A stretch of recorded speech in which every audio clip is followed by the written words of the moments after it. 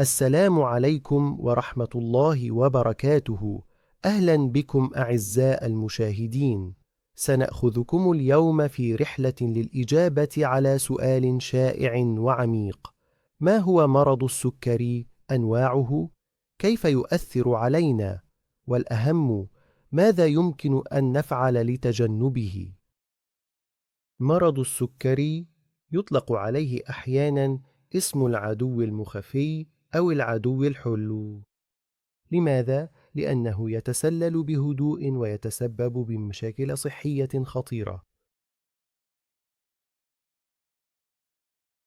مرض السكري ليس نوعا واحدا، بل هناك 3 أنواع رئيسية.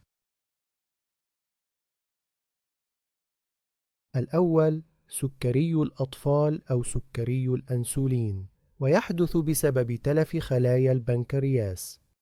الثاني سكري البالغين، وهو الأكثر شيوعًا، يحدث بسبب مقاومة الجسم للأنسولين.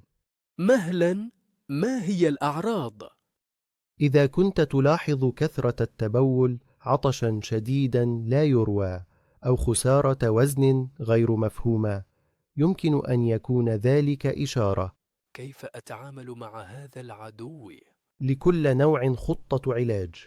فإن كنت تصاب بالسكري الأول، قم بتقنين حقن الإنسولين. النوع الثاني يعالج بمزيج من نظام غذائي بلس أدوية.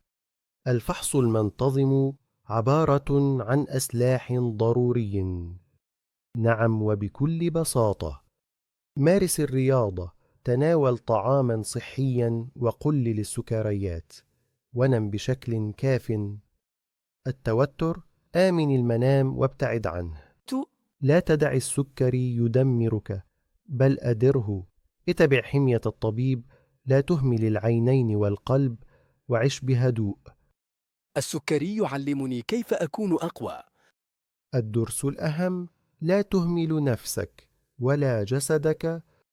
السكري مرض خفي يجب أن لا يدمرنا بدمج الوعاية والعلاج. أنت البطل يا صديقي. شاركنا تجاربك واشترك عندنا. اضغط الجرس كأنك تطفئ منبه السكر.